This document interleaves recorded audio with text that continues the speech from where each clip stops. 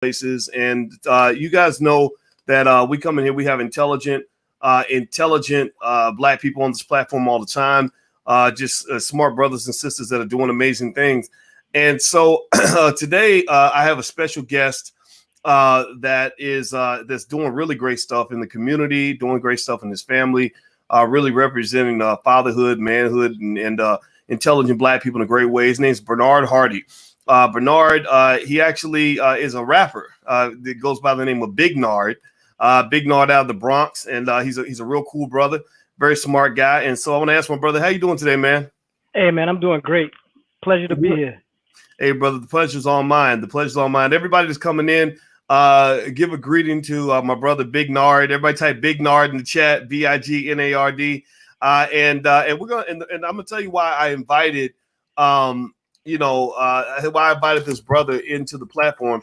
And some of you may see that I actually misspelled the title. I said how a dedicated father and rapper, his infant daughter to read, and I should have put the word taught in there. So reading is fundamental. So I should have been proofreading my own shit. But but anyway, the reason I brought in my brother Bernard, aka Big Nard, is because I met Bernard actually online. I'll tell you more about that in a minute.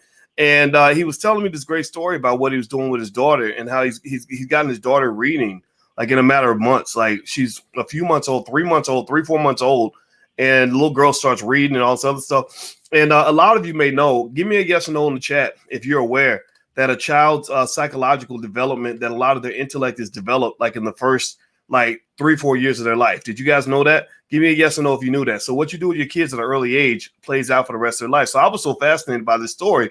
And also he actually is an artist that has some great music. So I said, hey man, why don't you come on the podcast and we can chop it up? So I'm going to quit doing all my yapping. And first of all, I want to start off with asking Bernard, aka Big Nard, where are you from, man? Like tell us about your background.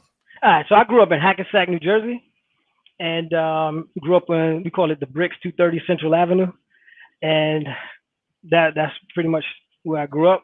My background is I do computers, like some of the things I like is computers, so infrastructure, technology, like VMware, Cisco, Microsoft, Linux.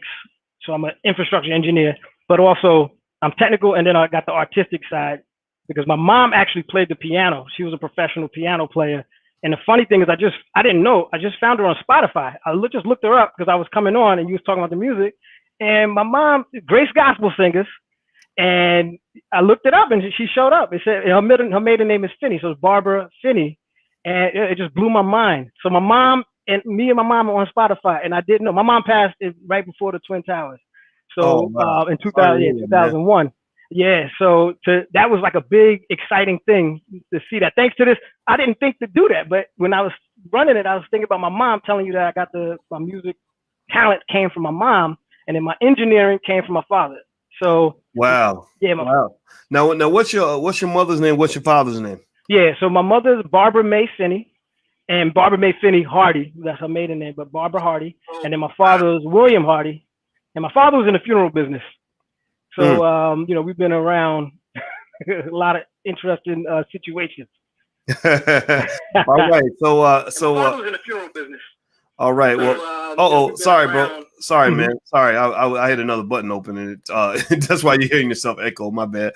Wow, man. So I say to your mama, man, that's pretty cool. That's pretty awesome to hear. And your father too. So, okay, so you mentioned musician and also you said your technology engineering background that came from your father.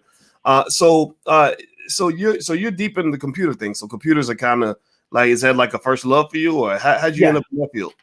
Yeah, so the computer field with my father. My father was in the Navy, and so we grew up in the projects, 230 Central Avenue, and I was one of the only kids with a computer. My father bought a computer, so it was an Atari computer. So it's not like this massive high-end computer, but it was an Atari computer at the time, and I was a little kid, so he tried to hide it. I found it, kid, we searching around. I found it, and he got pissed, act like he took it off. I guess that increased me wanting to know it more because he took it away.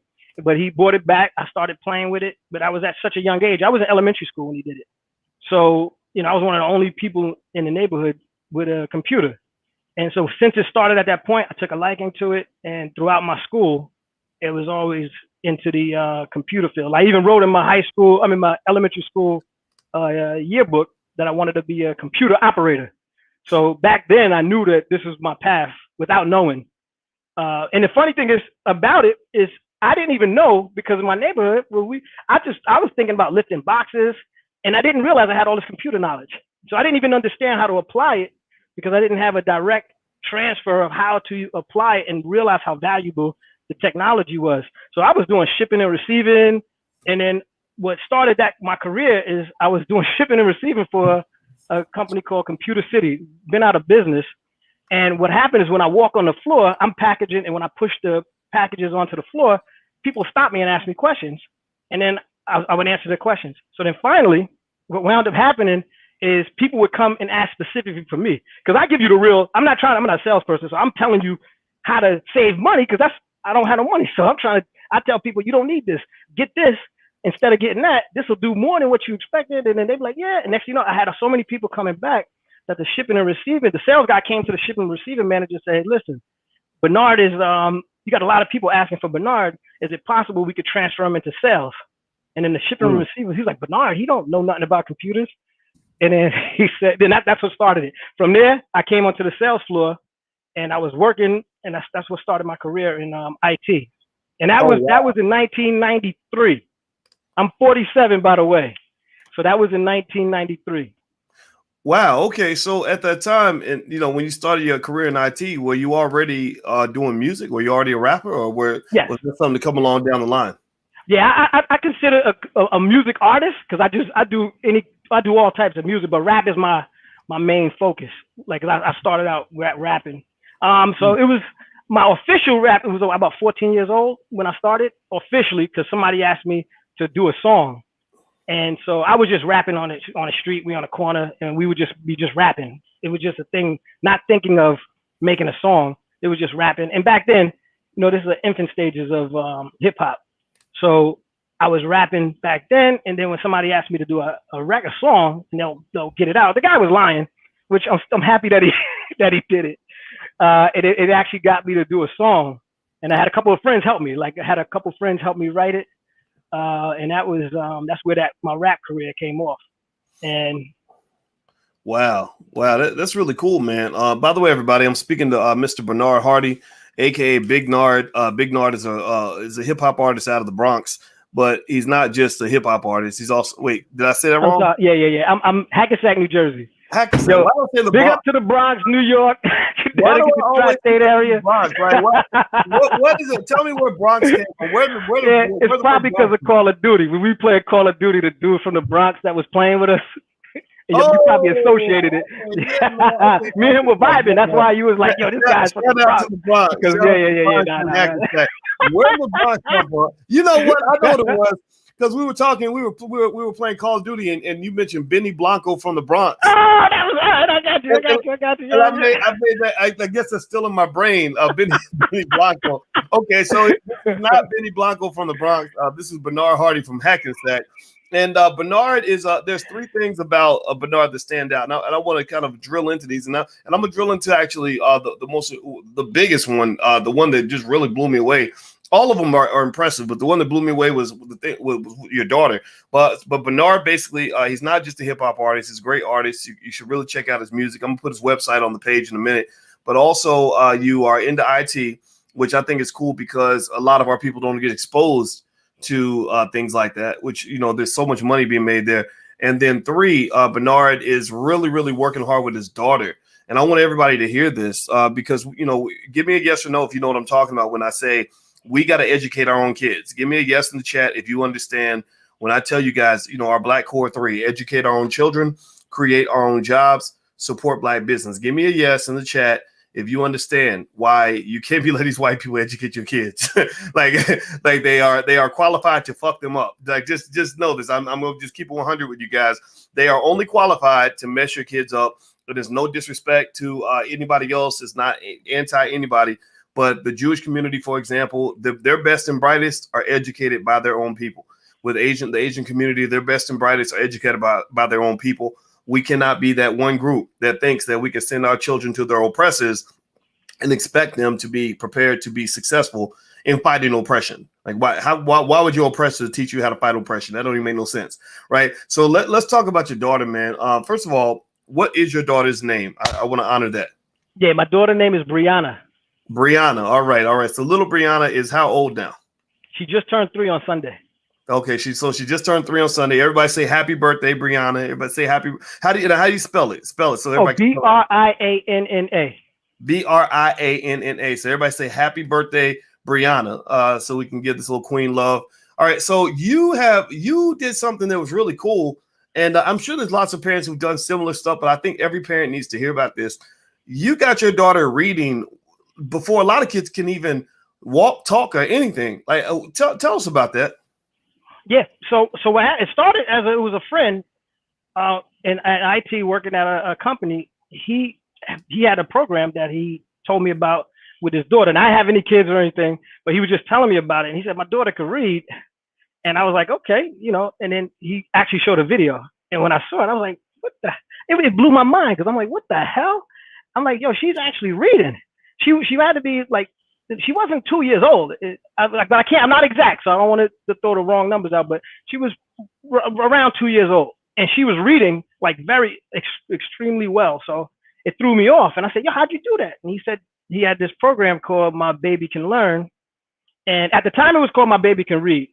And then for some reason, the guy got sued and all this other stuff, because they said the kids couldn't one thing, parent complained that the kids couldn't understand the word. And for me, I'm like, who cares? If they could read, you're not going to understand every word you read. Even adults sometimes read words that we don't understand. So to me, that was weird. But I know how people, they complain about stuff. So they canceled it. I guess they canceled it, discontinued it. He got sued, and then it came back.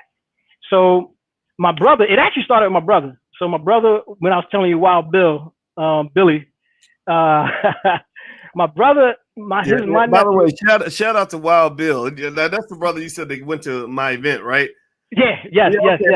When we first met, I remember you mentioned your brother. So shout out to your brother. Go ahead, man. Go ahead. Yeah. So my brother, my nephew William Jr. My brother had a baby. So the first thing that came to my mind, I was like, you know what? Let me get this program that my friend showed me.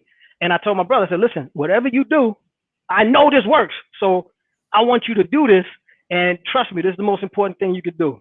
I just said take my word for it, because I saw what it did to my friend's daughter, and then it actually worked. I guess by two and a half, my nephew, he was actually able to read, and it started. We was in the park. I didn't know he could actually read the way he could read. So we was in the park, and we're sitting there, and he just yelled pizza, and I'm like, what made you think of pizza? And when I looked up, there was an airplane, with the banner. I don't know the name of the pizza, but whoever got Billy Bob pizza, it was like whatever pizza. And I looked and I said, do you think he read pizza? Because I'm looking around, I said, there's no way that's a coincidence. And then that's when my brother and his wife was like, man, he's been reading. And I knew he could read, but I didn't know he could read like that. So they started writing the word gorilla on her. She had a BlackBerry at the time. She wrote the word gorilla and said, hey, what's this? And he said gorilla. And I'm like, yo, that's a pretty big word, man. And it was working. So shout out to my brother and his wife. They started the whole thing. So now I got my nephew as proof. And then the one thing that sealed the deal is we was in Staples, and I was like, hey, you know what? You can read. I'm looking for paper. Show me. Just point to where you see paper. Whenever you see the word paper, you point to it. You tell me how to get there. It's like a little game I was playing with him. So he shows me the paper. We walk down the hall. We walk to the paper aisle. I pick up the paper. I randomly picked up a pack of paper, and I said, what does that say? And he said, black carbon paper. I was like, yo, hold up, man. How old was he when he did this? He was about 3. I guess at that time he was like 3, a little around the 3 age. I need to interrupt. Is everybody hearing this? I mean, are y'all hearing this? Like, process this for a minute, right? I need y'all to process this. Like, because we got to do some of this in slow motion, because I think we got to kind of meditate on this shit for a minute, right quick. You have a community that's really struggling, right? Like your community, we talk about being oppressed, being left behind economically, kids not getting educated. We sending all our kids off to these foreigners these people from other communities that, you know, from the suburbs educating our kids, and they're messing it up, right? I'm in Chicago. We got 18-year-olds who can't read. Like the literacy rate amongst the like 17, 18-year-olds is like incredibly low. Give me a yes if you've seen this, right? Like, so here you're talking about now. How old? I'm sorry. How old was your nephew again? Say it again. I apologize. He was around at that time that he read the black carbon paper. He was about 3 years old. Okay, so he had a nephew that was 3 that could read the words black carbon paper. There's a lot of 14-year-olds like going to school every day. You know, like think about it. They know all the like latest dances, like they know the Cardi B like lyrics, you know what I mean? Like they can dribble basketballs and throw footballs. But if you literally, if you put a gun to their head and say read black carbon paper or it's gonna cost you your life, some of those kids might not live to the next day, right? No, not to make it gruesome, but see, like to literally save their own life. Some of these kids couldn't read something as simple as black carbon paper. And I really just kind of think we got to process this because it helps us understand. I'm not even advocating for this product. I don't even know the people who made this product. You can get, I'm sure there's others out there, whatever. I'm just talking about the fact that there's solutions out here and there are people in the community, particularly strong fathers like this brother, who are taking the lead in that, right? So I want you to keep telling your story, man. But I'm so impressed with what you're saying that I was like, okay, let's really like analyze what's being said right here. Let's not just gloss over it. Like, but go ahead, man. Go ahead, please. Yeah, so that's what happened. So obviously, when my daughter, so my brother, because he didn't start as early. So as soon as my daughter was born, I was waiting to get her in front of this. So I started when she was 3 months old. That's when I started. So she can't talk. She can't. So the whole time when I was doing it, I don't know if she's learning anything because she can't talk, right? So she just she's going about her business. And but I would continuously do it because I know it worked. And I said, you know what? If I started earlier, and let's see what happens. It was basically that's how it went. About when she got about 8 months old, she started following what the words were and doing the gestures. And I saw for me, I'm looking, and I'm analytical. I'm an IT guy, so if you show me something, you got to show me that it's real. So when my daughter was doing, I said, man, she must be memorizing this.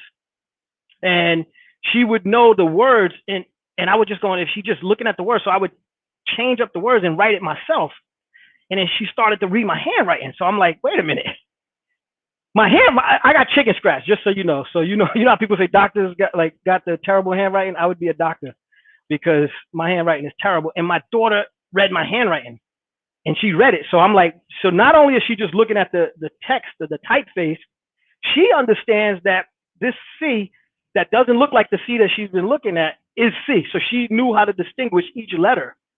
Yeah. And that's 8 months old. But remember, she's not really she's not talking and stuff like that, but she could react. So I'm watching her reaction. So like in this video, and it's like your baby can learn. I'm not advocating either. I'm not connected to it.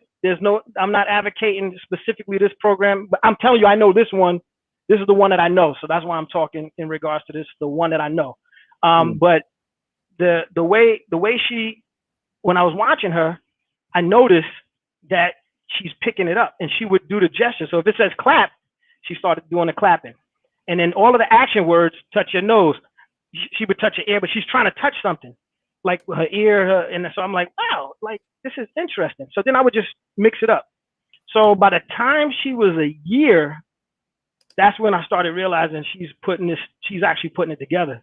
And what happened is, and it's not like it's something that I was doing on a regimen, like at this time, and I wasn't pushing it down her throat. It was, and the funny thing about it is there was no, she likes it. It was a video. So it started out as a video. So she liked the video. And then what it does is it has a word and a little arrow goes as it says the word, and it changes the fonts. And then they'll show a little picture of a kid playing a ball if the word is ball. And it runs the system like that and just goes through a series of words. And then I didn't realize she's picking it up. And then she knew that reading is from left to right. So I'm saying, wow, my daughter's picking this up. And like I said, about a year is when I started really understanding, because as she started to understand the words, she started to recognize that some words she could tell it, this word, like she'll get it mixed up if it's similar, but she could see that these words are similar. And this is just her not talking yet.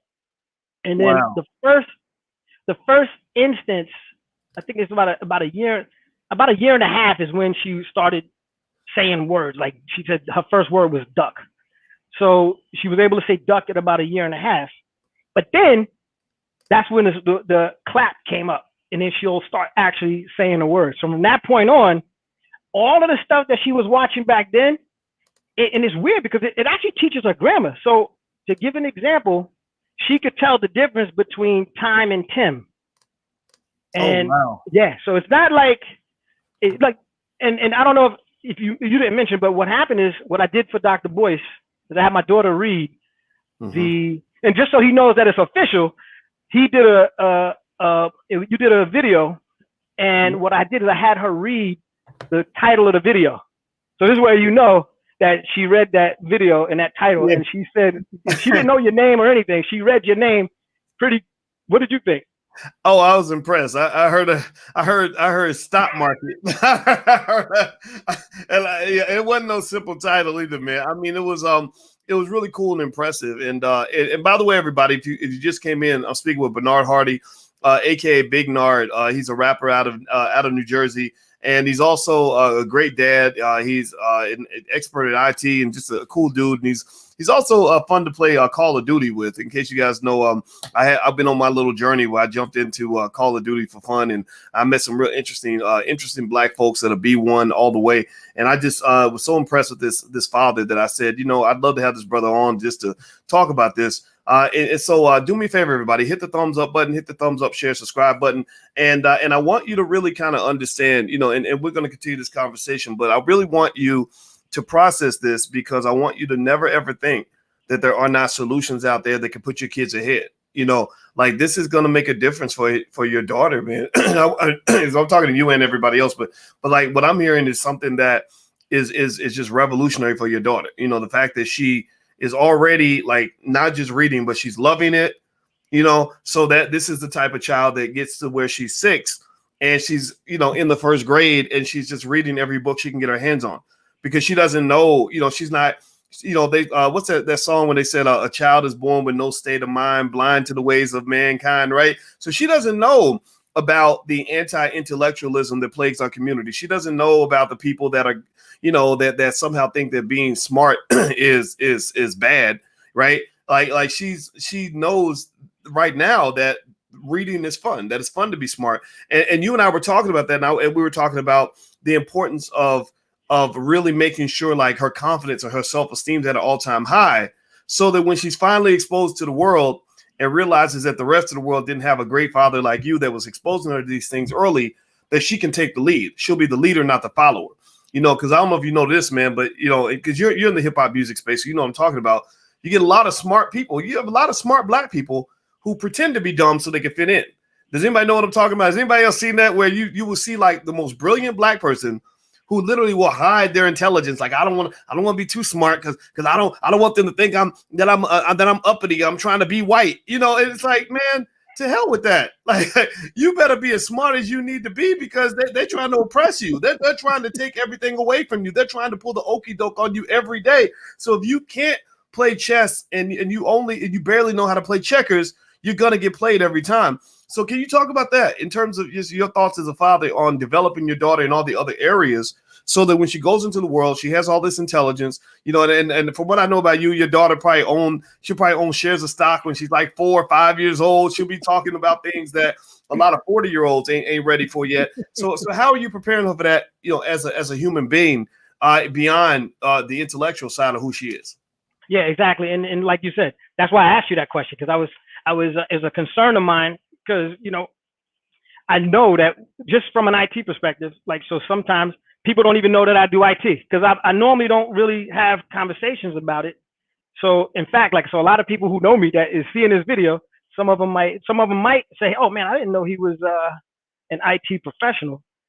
So because at certain points I wouldn't talk about it. It's almost like I said, I do all kinds of music, right? So sometimes because of environments and certain things, the way we're programmed, I wouldn't play, like I listen to jazz, but sometimes I throw like me and my people will throw on like a rock song that I like, right?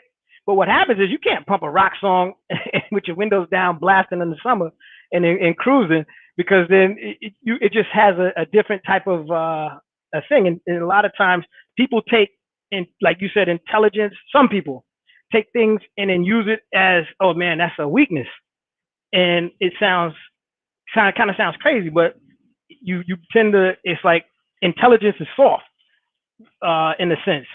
So what happens is, don't realize that intelligence is actually a strength, and it's a super strength, and it allows you to navigate a lot easier and a lot better.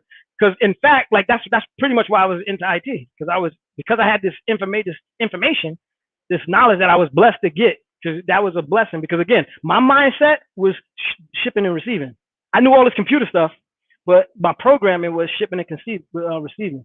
So I would have continued shipping and receiving had I not got fortunate to get an opportunity to get into the sales floor. So that manager that put me on the sales floor, it changed. When I went from that door from shipping into sales, my mind shifted as well. And it changed the way I think. Took a long time though. So it's not like a process. My mind, I had a lot of corruption in my mind, but it took a while for me to get to that point where I started to understand the importance. So navigating for my daughter, I'm saying I didn't like reading. The funny thing about it is I didn't like reading. And the way I learned to read was, I used to like martial arts, like Bruce Lee. So I would go to this bookstore, look at the martial arts books, sit down there, and then I saw these Filipino kids, the whole group of them, and they were hanging out by the bookstore. They were like excited. So I'm sitting there looking at the books, and I'm looking over at them, and I'm like, what the hell is so excited over there? So when they left, I walked over and started looking to see what they were looking at. And it was just like these action books. And when I did it, there was a book back then. It was like an adventure story, but it was a martial. It had ninjas, and it was like an IT guy, like a computer, like a CIA, James Bond type guy. And when I looked at it, it had code. So you had a computer code in it. So I was like, whoa, this is cool. So that had me interested, because it pulled me into reading, because you read the story, and then you got to type this code in your computer, and then the input will give you the answer to part of the book, and then you read on. So shout out to whoever made that book, because that book got me into reading. So that's where for me, that's where reading came from. So I already understood I could read, but it's just that reading wasn't something that I was pursuing readily, and that changed the way it happened. So that's that's what got my excitement when my friend showed me his daughter reading, because I understood. I was like, wow, I saw the power of it. Even though I didn't have a child, and this thing, I tell everybody this. So this story, I try to tell people, and I be pushing. In fact, I'm gonna just jump in. I don't want to go all over the place, but I have a mechanic, just to throw this out there. He has a son who, because he met my daughter, and then he's like, what? Like, he was just blown away. But his son is a little older than my daughter. So his son wasn't really talking, and wasn't really reading. So when I showed him, I said, listen, this is what you should do. And trust me, I tell him like 100 times. And I'm aggressive, man. So if I see something, I'm so passionate about it, and I see a problem, I'm gonna push it. I'm gonna push it on you. And that's just me. So I kept pushing it, and I said, listen, man, you messing up. You heard me when I did it with GMAC. Yeah. So when that's how I do it. So then finally I said, listen, your son's autistic. I said, and I'm thinking that he's going to have a confidence issue, because people know that he might not fit in with the other people. But I said, what might happen is, give him the opportunity to read. I said, you got nothing to lose. I said, try the program. If it doesn't work, then you have nothing to lose, but you have so much more to gain. That's why I kept pushing him. So then finally he went and got it. And then I talked to him like a couple of weeks ago, and he said his son can actually read. Now, he found out that his son is autistic, and like, he can't really talk, but he can read. And by reading, he knows, because the same way my daughter couldn't talk, I knew she could read. So I didn't get into the specifics with him, but I know when he said it, I knew exactly that he knows his son can read, even though his son can't talk. Because you don't need to talk to know how to read. So right. So that right there, he's autistic, and like I said, I wish he would. I kept telling, I wish he would have did it like a year ago when I kept pressing it. But better than never. I'm saying, let's say you think it's never too late. Let's just put it that way, right? So I don't care how old they are, and I don't know. Like, again, I'm not a professional. I'm not in regards to telling people what reading works. But I'm saying, if it can work for my daughter, if anybody out there that's listening to me and you can't read, and you know you can't read, then you could actually, on the side, start doing the same process. It might work. I don't know. I'm just throwing it out there because I know that there's probably people who can't read that's afraid to say they can't read because there's also, if you're too intelligent, then what happens is it becomes a problem. And if you're not intelligent enough, it becomes a problem. So, you know, you kind of got to be at a certain point where if you're not in that sweet spot, you know, and it makes it really tough where a person that can't read might want to hide it, just like a person who, like when sometimes I was hiding that I'm an IT dude because it has that, probably has that same thing. Again, I'm not an expert. I'm just telling you from my perspective that I would say if you can't read and you hear this and you know you can't read, I would say go ahead and try it. Learn how to read on your own with YouTube or something if you're afraid to show somebody, because you can learn. My daughter did it. And so, you know, I know everybody can do it. And my daughter is not some special genius that was able to, you know, she was born with this specific ability to read. This is just, and I saw it with my nephew, the autistic, my friend, the mechanic, his son. So, and his son's autistic, right? So not in a sense that, but I'm saying he already, I guess the attention aspects it would be difficult for him, and he did it. So I would say anybody could do it. That's the point. I don't want to keep overrunning, but anyone could do it. Well, you know, I think that's that what you're talking about is it's important, and I wish, you know, I wish that we could you know, just kind of get past all this nonsense that taught our kids that it was cool to be stupid anyway. Like there ain't nothing cool about not being educated, you know, and the fact that we label ourselves, you know, as the niggas in the room, you know, like we call ourselves that, you know what I mean? Like you know what I mean? Like they ain't got to call us the N word. We call ourselves that. Right. And when you call yourself something, you kind of behave the way you think that person's going to behave. Like you play the part. Right.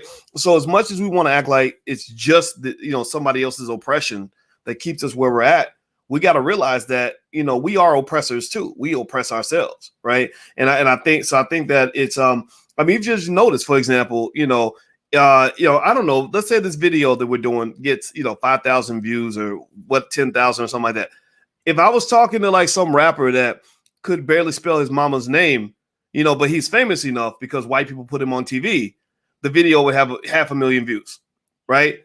You know, and they say that, you know, that your power to manifest, the God in you manifests whatever you put energy into. So if you're going to put just a little bit of energy into the guy that's teaching you how to set your kids on a trajectory that's going to make them successful, but you're putting all your energy into the guy that's teaching your kids how to self-destruct, then you're putting energy into your own self-destruction. You are praying for your own genocide. And I'm just asking everybody in the room to understand this. You know, this is a deep statement. A lot of people won't get it, but you got to stop praying for your own self-destruction. Like you can't do that, right? So, by the way, Bernard, as you can tell, is a great storyteller, and he happens to be an author. And the website for his book is right here. It's GoTA. That's it, right? Yeah, you said it right. Tell us about that, man. And then I want people to hear a little bit more from you as a rapper. You said you would do a verse for us, but before we get into that, so it's real fascinating. You know, your mind's creative. You do a lot of interesting stuff. So tell us about your book, GoTA. What's this? It's like a sci-fi type thing. Correct. Sci-fi. You know, it's a geeky side. So it's sci-fi interdimensional epic. Now what happened is it stemmed from the lessons for the children. But my friend wanted me to teach the kids about IT. It turned into me creating the book because I said, hey man, I need characters, because I was trying to figure out a way that I could be effective at delivering this message, because I figured it might be a one-shot deal. These kids might never see me again. And everything I wanted to say stuff that would probably stick in their head, whether they knew about it or not. So, and then that's where the concept came from, because there was things like I was saying earlier that you don't know. Somebody tell you something, but you don't know. And then when I was using that part about, you know, you say something about my mama, I hit you. That was a mindset. And it was based on me referencing what I've noticed and what I saw. So I learned, like, as I was growing up, you know, we did knucklehead stuff. So what happened is, as I was doing a lot of my knucklehead stuff was me doing something that I saw somebody else do, or it was what I thought you should do without processing it. So I was figuring maybe I could say stuff to them. So if they run into a situation, they may hear my voice and they go, oh, you know what? Let me do that instead of doing this. So that was the concept of where the GoDA came from. The book came from me trying to come up with a way to reach kids and adults, but younger adults to learn from things that happen and the decisions that you make.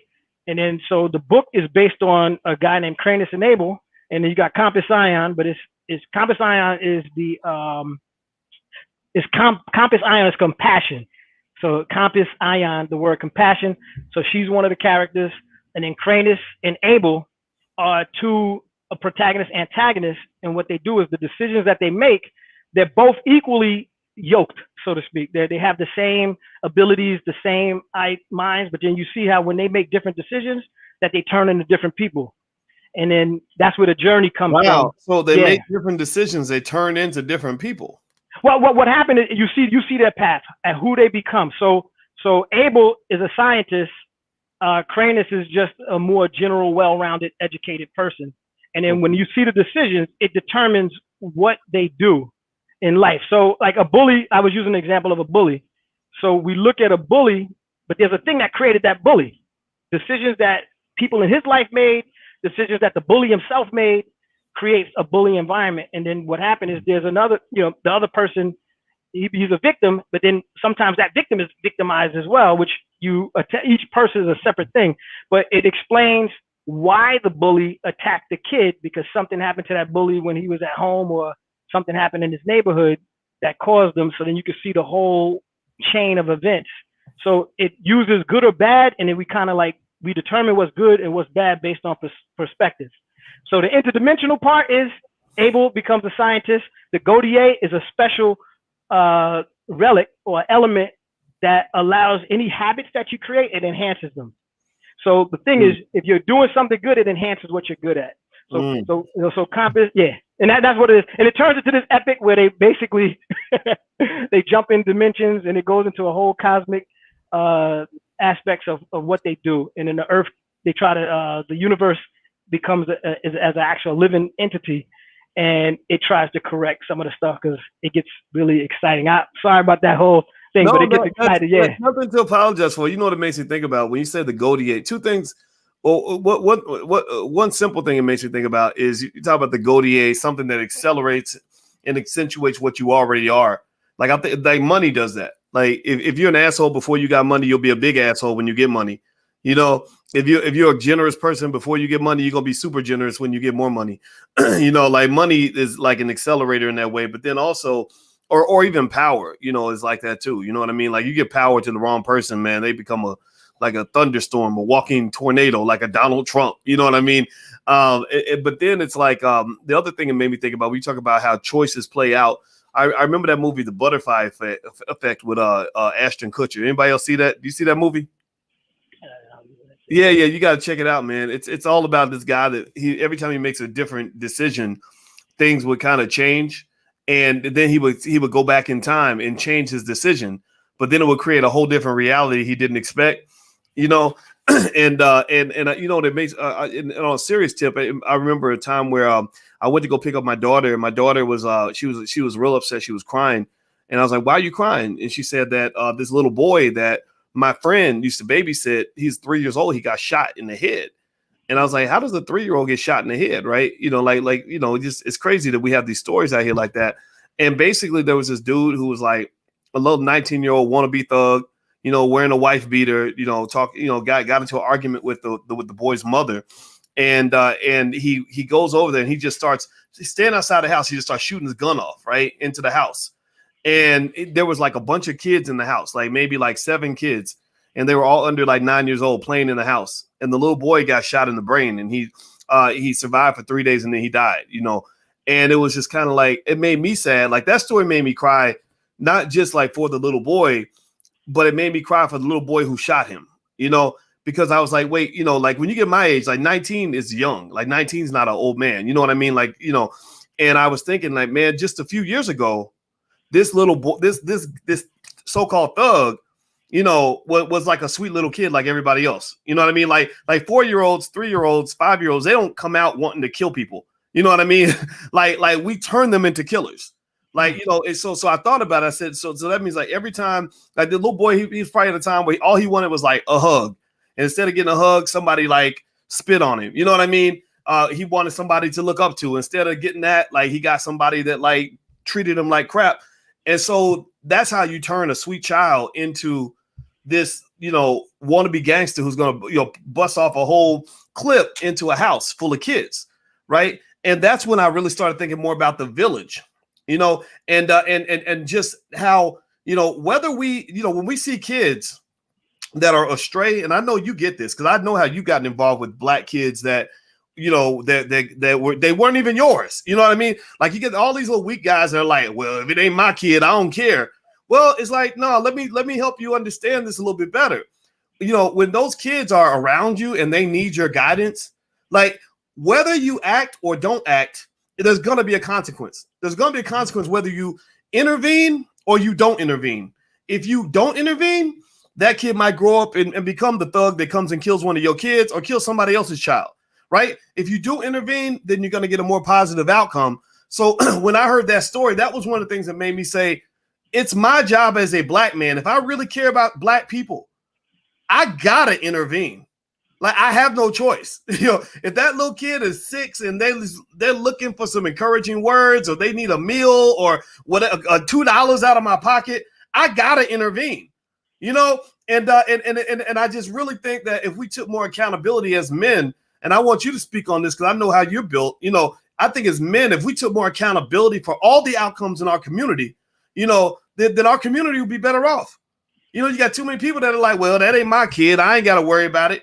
It's like, nah, man, like they're all our kids, Yeah. So can you kind of speak to that, just in terms of your experience with that and your perspective on that?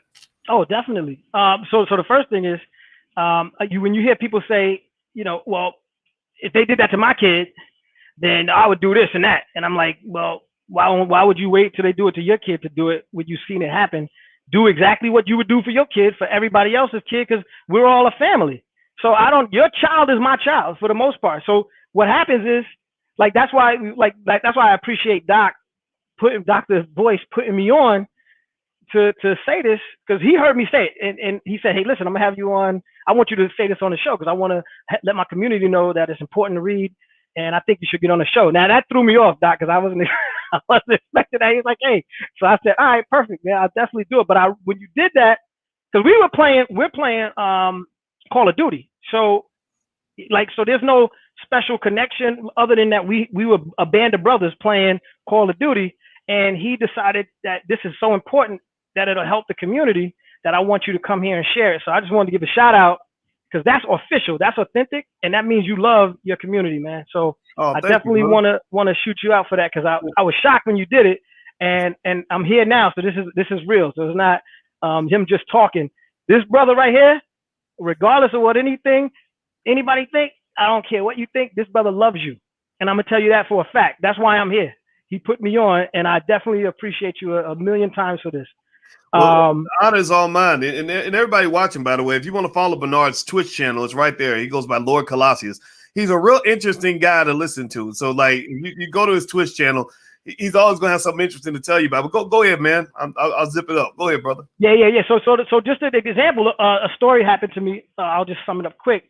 There was an incident that happened in my neighborhood, and I was in high school, like around just out of high school, and one of my friends came and said, hey man, one of the people on the store on the corner, they attacked some kids and the police are there and everything. So I was like, you know what, let's go see what's going on. So me and my friends, we came over, and then when we looked at the situation, they were like, yeah, they attacked this girl. They thought these kids are like 8 years old, I think 8, 9 years old. So they were talking about that the one of the guys put a cigarette to the little girl because he thought she stole candy, supposedly spit on the little boy. And I'm like, yo, man, we can't have people setting up shop in our community and then disrespecting our kids. Now, remember, we're in the hood. So how are we're going to be in the hood and you letting some other people come into our neighborhood? And there was a store on the corner. I can't remember the name, but it was but there was a store on the corner on Central Avenue. I got to shoot it out, man. Because if they still there, we still need to put them on blast. On Central Avenue on Central Ave and First Street. Now, again, if it's not the store, I ain't trying to put you out on blast, but I'm gonna just say the people who at that time which was like about 20 years ago. But the people at that time who did that, you need to be on blast if you're still there. So what happened is, because I went and I tried to say, hey, listen, man, we got to do something about it. So I went, I started asking the pastors. I said, who are these people? Does anybody know who these kids were? And then one of the pastors out of Newark called me back and he said, hey, listen, I know the pastor that they go to church with.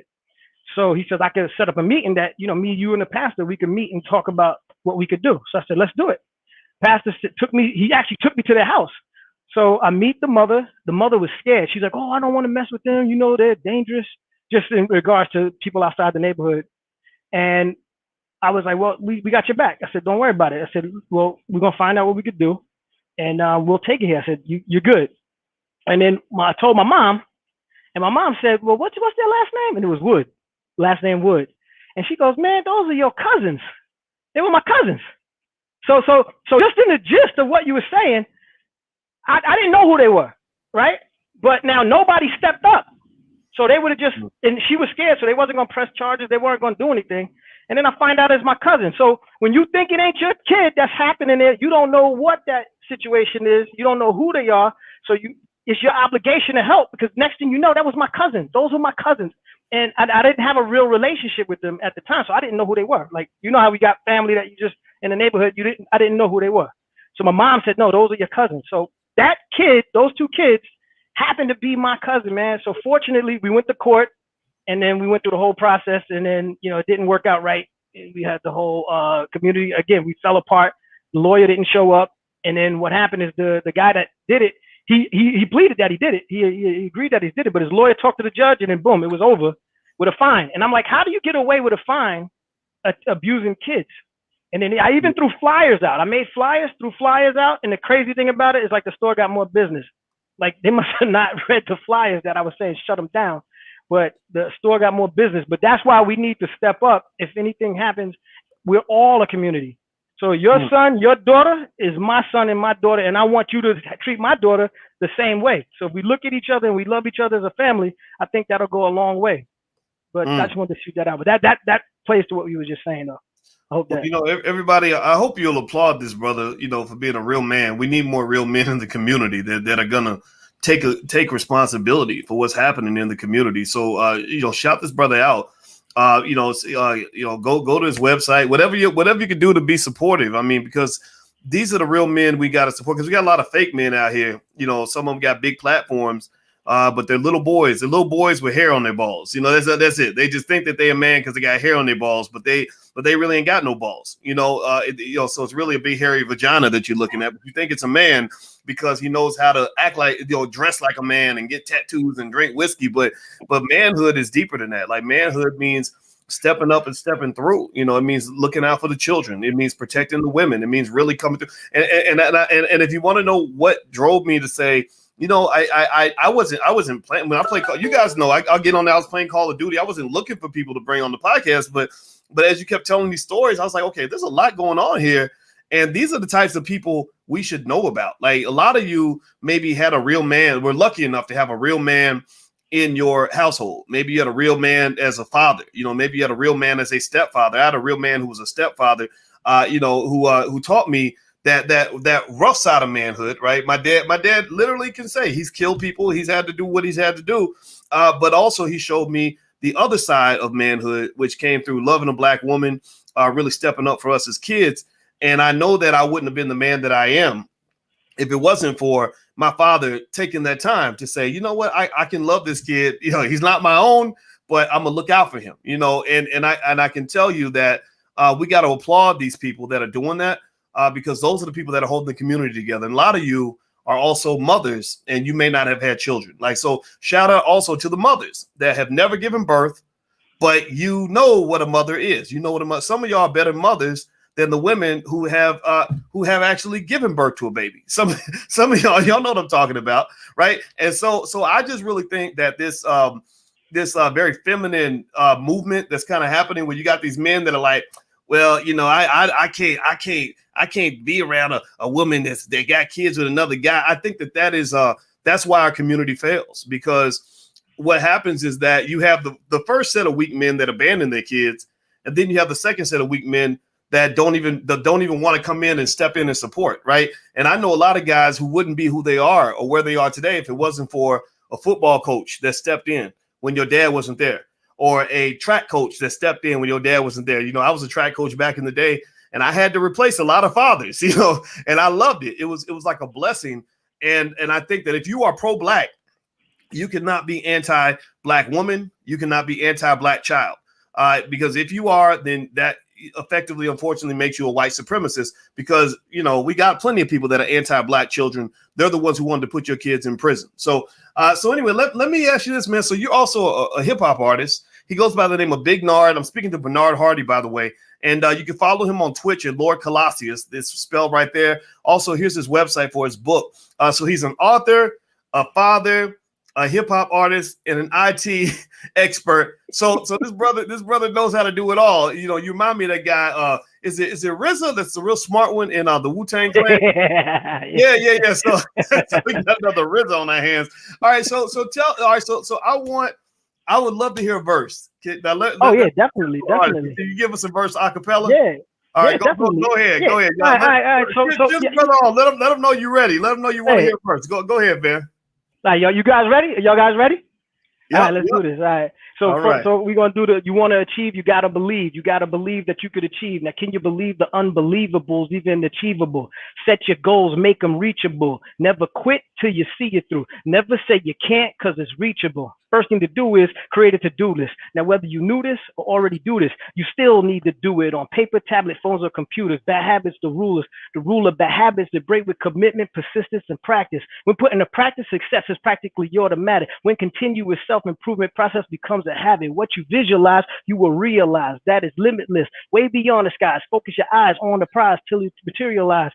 Everything you think and believe it magnetized. So release stress and negativity and realize that the energy inside is positivity and will energize and create a vibe that radiates everything around you until your dreams come alive. Yeah, you gotta give me one more. You gotta give me one more. You gotta give me one more. One more? Oh, go ahead. My bad. Go ahead. I just figured I wanted to change it. I wanted to do this other. All right, so this was a little different, but hey, so it's everything ATE. I grab a mic, step on stage, then I demonstrate. Rappers imitate. Now remember, this is like 30 years old. That's why I wanted to do it. I grab a mic, step on stage. I grab on Boyce show, Watkins show, step on stage, then I demonstrate. Rappers imitate what I generate for the whole generation to appreciate. That initiates me to detonate. You'll disintegrate, then I'll incinerate. You in the crew should have got it straight. Up, it's too late, you met your fate, but you might be lucky because the way you operate makes it real easy for me to reincarnate with the live rhymes that we animate. Now, if I bring it back, drop that paper, mate. Call it checkmate because you took the bait. So there's no need to debate because you should have known the great would orchestrate to put you in this situation, son.